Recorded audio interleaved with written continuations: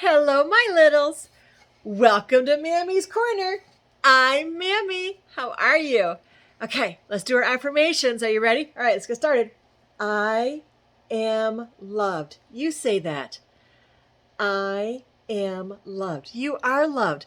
God loves you, and so does Mammy. Don't ever forget that. All right, next one. You ready? I am good. You are good. One more time. I am good. Very good. Now for the last one. I am kind. I am kind. You are kind. Good job. Okay, you ready? So today's story, we are still in the Disney Storybook collection. Let's see what book is next. Let's see what story is next, I should say. Are you ready? Let's get started. All right. So Disney Storybook collection, what story's next? Let's find out. Alice in Wonderland. Okay, let's get started on this. One beautiful spring day, a young girl named Alice sat by the river listening to her sister read aloud from a history book. But Alice wasn't really listening. She was playing with her cat, Dinah, and daydreaming. The sun was bright and the air was warm. Soon Alice began to close her eyes. She no longer heard her sister's voice. Suddenly, a large white rabbit dashed by. Alice jumped up. The rabbit was wearing a waistcoat and bow tie and was carrying a huge pocket watch. Look at that pocket watch. I'm late. I'm late for a very important date, the white rabbit muttered as he went along. Alice went chasing after him but stopped short at the rabbit hole. The rabbit scuttled down the hole. Thinking he might be late for something fun, like a party, Alice followed him. Suddenly she stumbled and fell head over heels into the hole. But instead of falling faster, she began falling slower and slower until she was floating. She landed gently just in time to see the rabbit disappear through a tiny door. Alice was too big to follow him.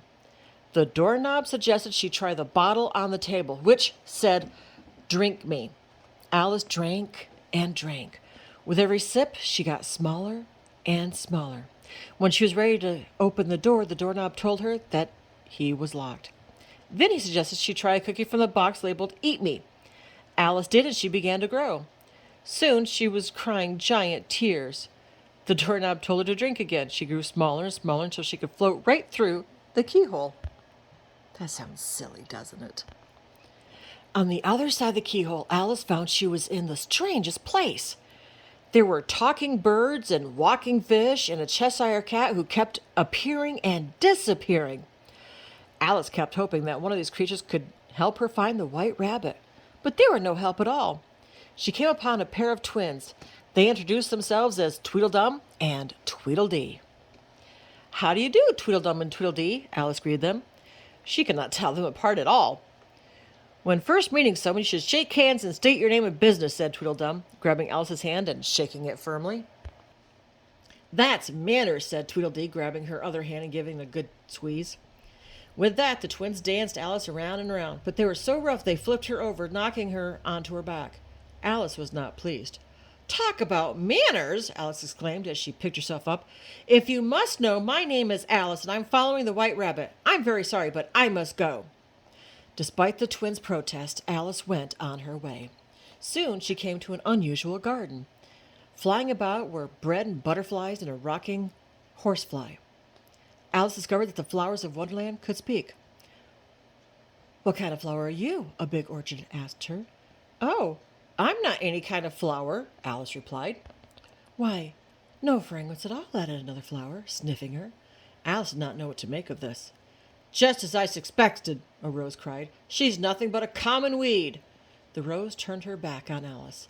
"Leave!" shouted the flowers. "We don't want you in our lovely garden." They pointed to the way out.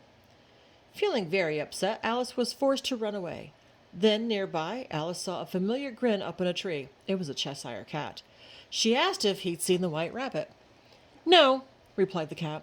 "But if I were looking for him, I'd ask the Mad Hatter." And with that, the cat began to disappear. Alice realized that the cat hadn't told her how to find the Mad Hatter. She walked along and saw two road signs pointing in the same direction. One read Mad Hatter and the other read March Hare. She followed the signs to a clearing in the woods where the Mad Hatter was giving a tea party with the March Hare. They made Alice feel quite unwelcome. They refused to offer her a cup of tea and had no intention of helping her find the white rabbit. Alice went on her way and soon ran into the Cheshire Cat again. She explained that she was trying to find her way home, but the cat replied that all ways led to the Queen. He opened a door and Alice stepped through. The white rabbit hurried into view. He was about to announce the Queen. The Queen of Hearts appeared and invited Alice to play croquet. But during their game, the Cheshire Cat showed up and tripped her Royal Majesty. The Queen was enraged and blamed Alice. "Off with her head!" she cried. There was a mad chase and Alice ran through Wonderland to get away. Suddenly, Alice awoke on the riverbank. "You've been dreaming," her sister said. Alice looked around, but didn't see any strange talking creatures. All she saw were her sister, the old history book, and Dinah, her kitten. And that was just fine with Alice. The end. What'd you think of that story? It's kind of strange having the cat disappear and reappear again. Oh my goodness. And talking animals. Oh my. How strange is that? Anyways, I hope you liked it. If you do, give it a thumbs up. Remember, don't forget to subscribe so you can get the next reading. Okay, don't forget, Mammy loves you bestest. Bye, everyone.